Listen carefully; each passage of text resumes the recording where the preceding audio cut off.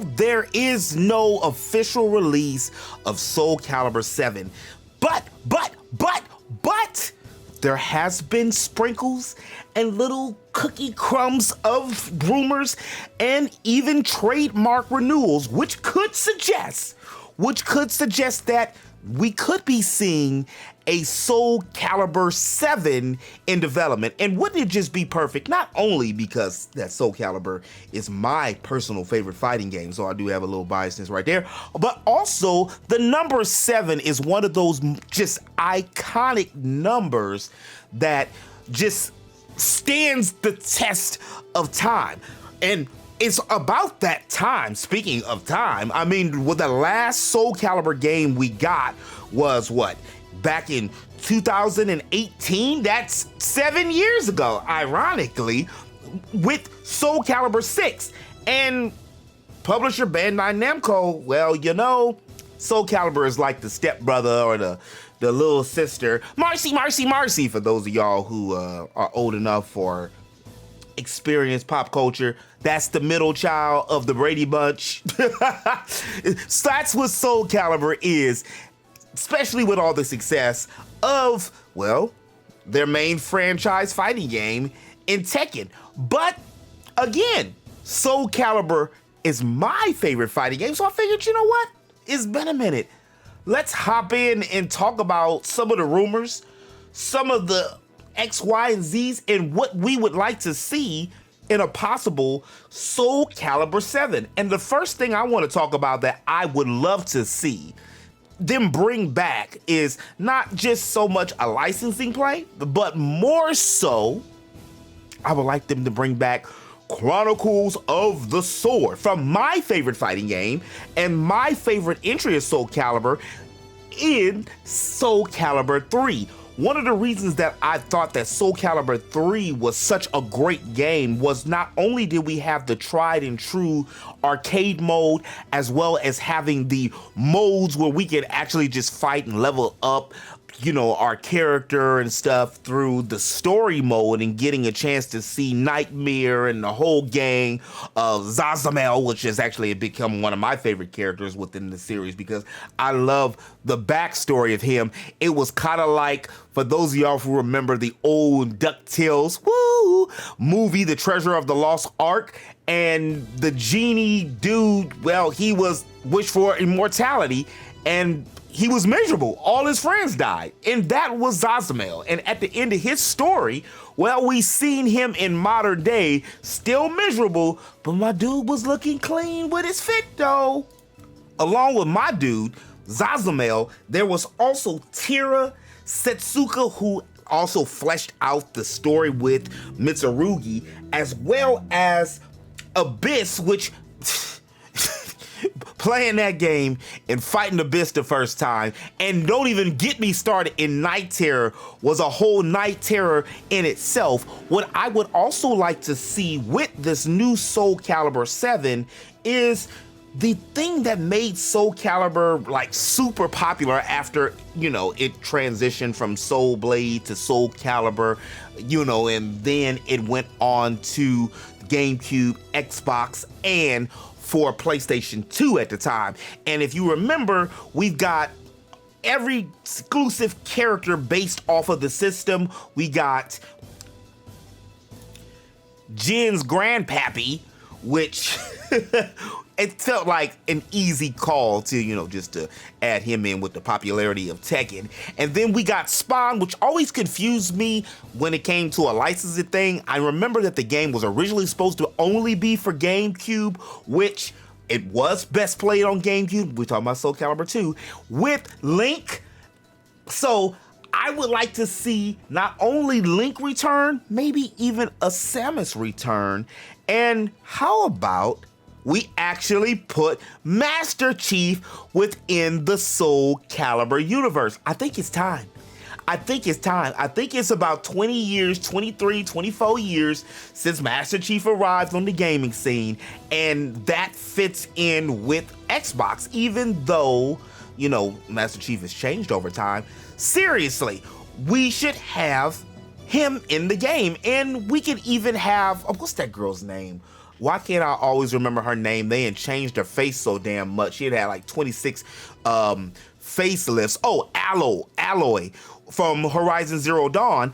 She could be the PlayStation representative, and then we could get a Link and maybe even a Samus, since the game just, well, hopefully by that time, the game is either already out or Metroid Prime 4 is still big on the scene. Another thing that they did really, really great within the Soul Calibur 3 realm was it gave us some of Bandai Namco's best characters like Cosmos, but you had to go and fight throughout the game. Of course, now we know that it's going to be DLC because, well, that's what they did. They hammered us with the DLC when it came to Soul Calibur 6, which is one of the reasons I personally feel that the game didn't get a chance to shine the way it could have. Also, make this game multi-platform. Like, why are you hindering the game and your sales for not making it multi-platform? The same thing with Bandai Namco. Why were you not putting your games on the Switch, which at the time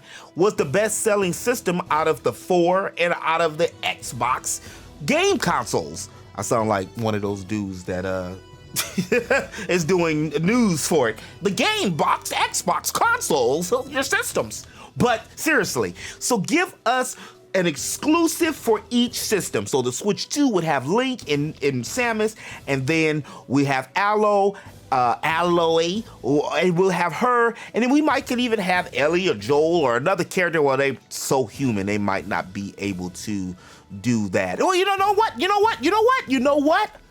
Give us Kratos and Alloy, and they give us Master Chief, and then, damn, what other IPs, like main IP characters, does Xbox have? You know, they ain't did nothing with Rare, so how about you throw in Joanna Dark from Perfect Dark, since they canceled the damn game?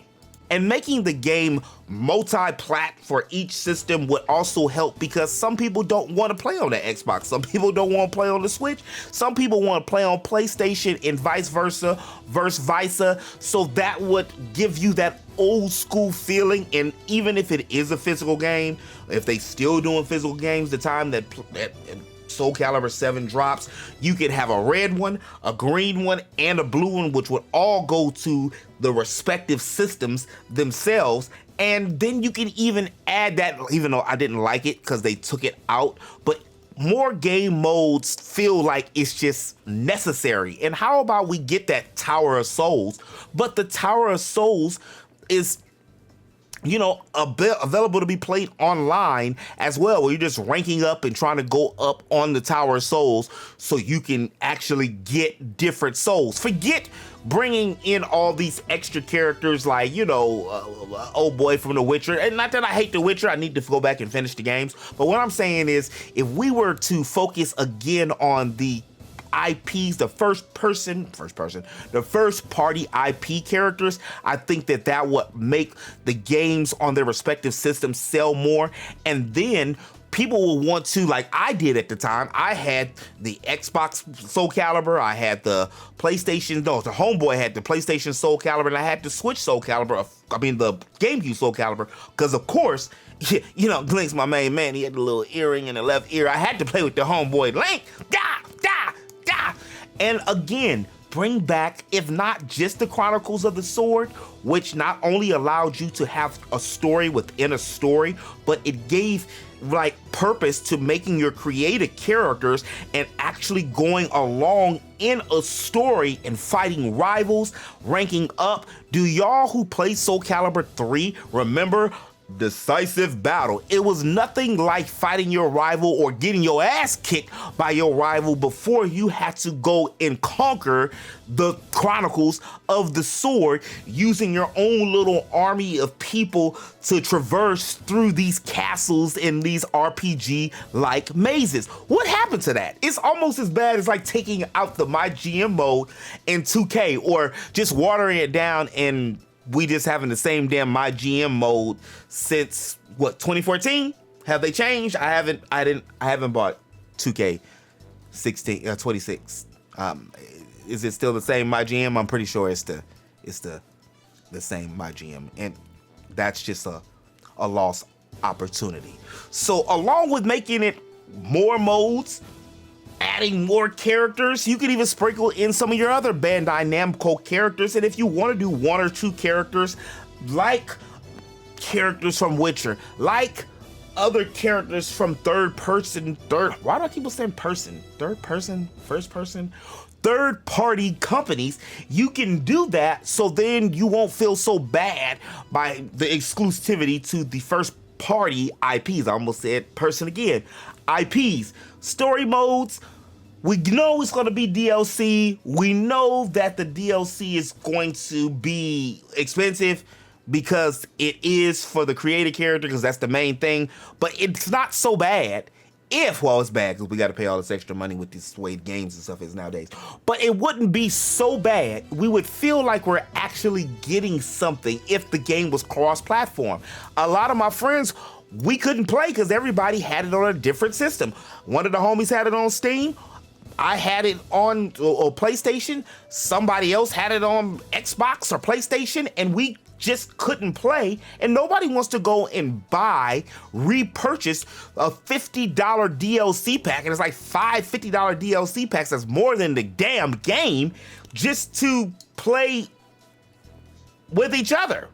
Come on, Bandai Namco. You're a multi-million-dollar company. Let's get it together. Let's get it together. But that's all I got for y'all on this one, interweb. Let me know in the comment section below, what do you want to see from a new Soul Calibur 7 if they ever make a new Soul Calibur 7? Modes, characters, chime in and let's discuss. And since you made it this far, make sure you hit that like button and don't forget to subscribe. I make geekly content here on the channel all the time. And as always, interweb, remember to eat, geek, sleep, repeat. I'll holler at y'all the next one. Peace.